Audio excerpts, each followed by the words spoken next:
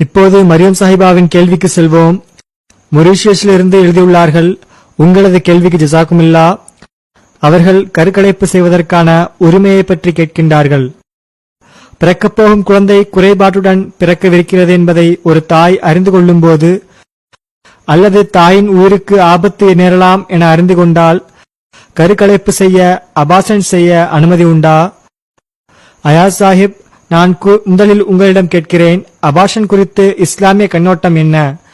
எப்போது அது அனுமதிக்கப்படுகிறது? ஒரு குழந்தை நவீன விஞ்ஞானத்தின் அடிப்படையில் மிகவும் குறைபாட்டுடன் பிறக்கும் என உறுதி செய்யப்பட்டால் அதனை கலைத்து விடுவதற்கு தாய்க்கு அனுமதி உண்டா?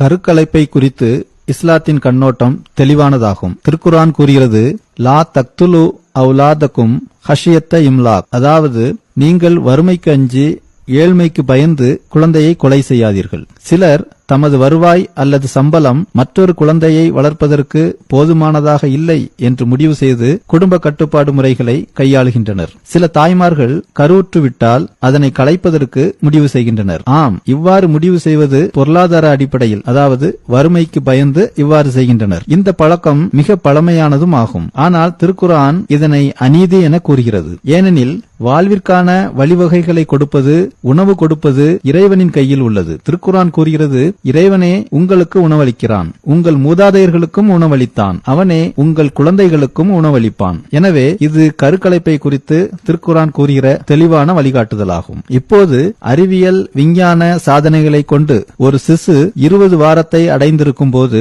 ஸ்கேன் செய்து அந்த சிசு உடல் ரீதியான அல்லது மன ரீதியான வளர்ச்சி குன்றி பிறக்குமா, அதற்கு சாத்தியக்கூறு உள்ளதா என்பதை மருத்துவர்கள் கூறிவிடுவர். இந்த சமயத்தில் அபார்ஷன் செய்யலாமா, அது கூடுமா? இது தொடர்பாக அசர் ஹனீப் சாஹிப் என்னிடம் பேசிக் கொண்டிருக்கும் போது அருமையாக கூறினார்கள்.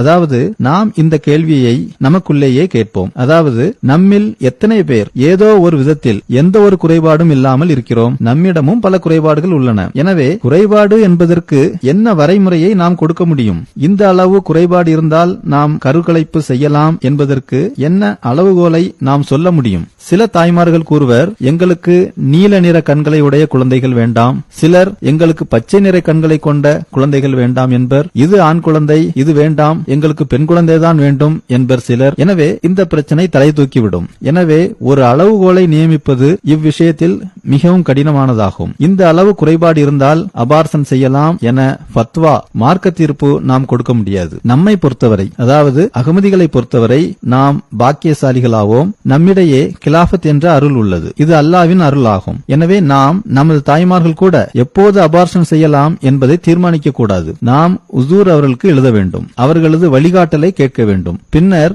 சூழ்நிலைகளின் அடிப்படையில், மருத்துவர்கள் என்ன கூறுகிறார்கள் என்பதன் அடிப்படையில், மருத்துவ பரிசோதனைகளின் அடிப்படையில், எல்லாவற்றிற்கும் மேலாக உசூர் அவர்களின் வழிகாட்டலின் அடிப்படையில் முடிவு செய்ய வேண்டும். ஏனெனில் உசூர் அவர்களுக்கு அல்லாஹ்வுடன் தொடர்பு இருப்பதனால் அவர்களின் வழிகாட்டலை நாம் முதன்மையாக்கி கொள்ள வேண்டும். மற்றபடி இவ்விஷயத்தில் மார்க்க தீர்ப்பு கொடுப்பதற்கு நமக்கு எந்த அதிகாரமும் இல்லை.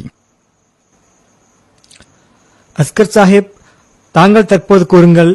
அயாஸ் சாஹிப் பொருளாதார அடிப்படையில் கூறினார்கள். மேலும் குறைபாடு எது என்பதற்கு என்ன அளவுகோல், அதனை நாம் எவ்வாறு முடிவு செய்வது என்றும் கேட்டார்கள். இந்த விஷயத்தில் மருத்துவர்கள் கூட சரியான முடிவு செய்ய முடிவதில்லை. தாங்கள் கூறுங்கள், இஸ்லாம் எந்த மாதிரியான சந்தர்ப்பங்களில் அபார்ஷனுக்கு அனுமதி வழங்குகிறது? உதாரணமாக, தாயின் உயிருக்கு ஆபத்து ஏற்படும் என்ற நிலை ஏற்பட்டால் அபார்ஷன் செய்து கொள்ளலாம்.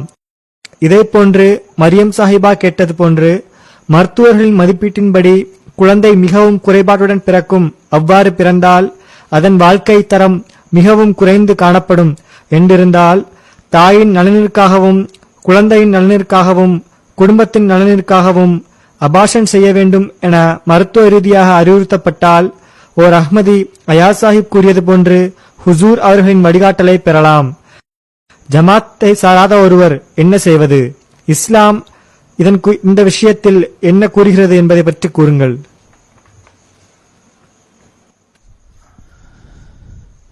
அடிப்படை விஷயம் என்னவென்றால், இஸ்லாம் மட்டுமல்ல, எல்லா மார்க்கங்களும் இதையே கூறுகிறது. அதாவது வாழ்விற்கு ஆதரவு தர வேண்டும். நாம் உயிரை வழங்குவதில்லை. அதேபோன்று தகுந்த நியாயமின்றி சரியான சந்தர்ப்பங்களில் அல்லாமல் ஒரு உயிரை எடுப்பதற்கும் நமக்கு உரிமை இல்லை. அவ்வாறு செய்வது உண்மையில் கொலை செய்வதாகும். உண்மையில் அது கொலை செய்வதுதான். அபார்ஷன் விஷயத்தில் இது ஒரு கொலை என்பதை நாம் புரியாமல் இருப்பதற்கு காரணம் பலியாகின்ற உயிர் கருப்பையில் உள்ள மிகவும் சிறிய சிசு என்பதனால் ஆகும். ஆனால் அந்த சிசு வளர்ச்சி அடைந்து முழு மனிதனாவதற்கு ஏற்ற தகுதிகள் அதற்கு உள்ளன. அயாஸ் சாஹிப் கூறியது போன்று குறைபாடுகளை கொண்ட சிசுவுக்கு அந்த குறைபாட்டிற்கு பகரமாக என்ன சிறப்பு திறன்கள் அளிக்கப்படும் என்பது நமக்கு தெரியாது. பாருங்கள், பார்வை இழந்த குருடர் உள்ளார். பறிபோய்விட்ட அவரது பார்வை திறனுக்கு பதிலாக வேறொரு திறனில் சிறப்பான தகுதி அவருக்கு இருப்பதை நாம் பார்க்கிறோம். கை கால் முடமானவர்கள் இருக்கின்றார்கள் என்றால் அவர்கள் சிந்தனை திறனில் அல்லது வேறு விஷயத்தில் அசாதாரண திறமை பெற்றவர்களாக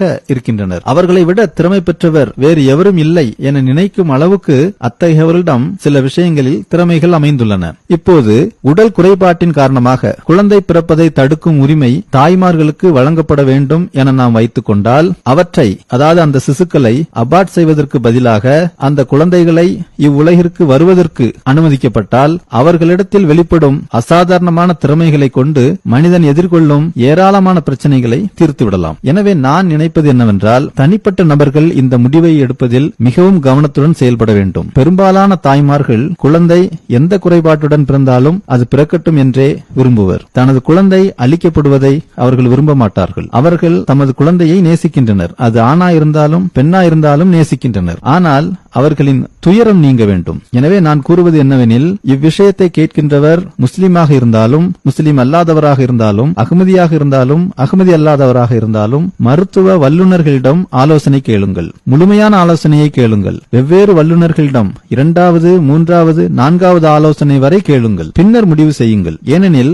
பின்னர் குற்ற உணர்விற்கு நீங்கள் ஆளாகிவிடக்கூடாது. அதாவது நான் தவறான முடிவு செய்துவிட்டேன் என எதிர்காலத்தில் வாழ்நாள் முழுவதும் அதை நினைத்து வருந்தக்கூடாது. இரண்டாவதாக, அல்லாஹ் உயிரை வழங்குகிறான். அவனே உயிரை எடுக்கவும் செய்கிறான். மேலும் அவன் எல்லா பிரச்சனைகளுக்கும் தீர்ப்பு வழங்குவோன் ஆவான். தீர்வு வழங்குகின்றான் அவன். ஹஜ்ரத் நபிகள் நாயகம் ஸல்லல்லாஹு அலைஹி வஸல்லம் அவர்கள் கூறியுள்ளார்கள், மருந்து இல்லாத எந்த நோயும் இல்லை. ஒவ்வொரு நோய்க்கும் மருந்து உள்ளது. குறைபாட்டுடன் ஒரு குழந்தை நாளை பிறக்கலாம். அந்த குறைபாட்டிற்கான மருந்து அடுத்த வாரம் கிடைக்கப்பெறலாம். ஆனால் அது அந்த குழந்தை உலகிற்கு வந்தால்தான் குணம் பெற முடியும். அவ்வாறில்லாமல் குழந்தையை உலகிற்கு வர அனுமதிக்காவிட்டால், ஐயோ 9 மாதங்களுக்கு முன்பு நான் அபார்ட் செய்தேனே, அந்த குறைபாட்டிற்கான மருந்து தற்போது தயாராக உள்ளதே, நான் தவறான முடிவு செய்தேனே என வருந்த வேண்டியது வரும். எனவே இந்த வருத்தம், துயரம் மிக பெரும் சுமையாகும். எனவேதான் இஸ்லாம் வாழ்வை அனுமதிக்குமாறு ஆதரிக்குமாறு கூறுகிறது. துரதிருஷ்டவசமாக இன்றைய உலகம் இவ்விஷயத்தை மிகவும் குழப்பிவிட்டுள்ளது. இது உங்கள் உடல், உங்கள் சிசு, உங்கள் குழந்தை, நீங்கள் என்ன வேண்டுமானாலும் செய்யலாம், என்ன முடிவு வேண்டுமானாலும் எடுக்கலாம் என தவறான அறிவுரை தரப்படுகிறது. குழந்தைக்கும் வாழ்வதற்கு உரிமை உள்ளதே என்பதை குறித்து தார்மீக ரீதியாக சிந்திக்காத அளவுக்கு மக்கள் உணர்விழந்து விட்டனர். அயாஸ் சாஹிப், ஹனீப் சாஹிப், நதீம் சாஹிப், நமது நிகழ்ச்சியின் நேரம் முடிவடைகிறது. ஜஸாக்குமுல்லா. மிகவும் விளக்கமாக பதில் தந்தீர்கள். நேயர்களே, உங்களுக்கும் எனது நன்றியை தெரிவித்துக் கொள்கிறேன். கேள்வி கேட்க விரும்புபவர் faithmatters@mta.tv என்ற முகவரிக்கு மின்னஞ்சல் செய்யலாம். அல்லது 442086878037 என்ற ஃபேக்ஸை தொடர்பு கொள்ளலாம். எனது குழுவிற்கு ஜஸாக்குமுல்லா தெரிவித்துக் கொள்கிறேன். நேயர்களே, உங்களுக்கும் ஜஸாக்குமுல்லா. மற்றொரு நிகழ்ச்சியில் சந்திப்போம். அஸ்ஸலாமு அலைக்கும்.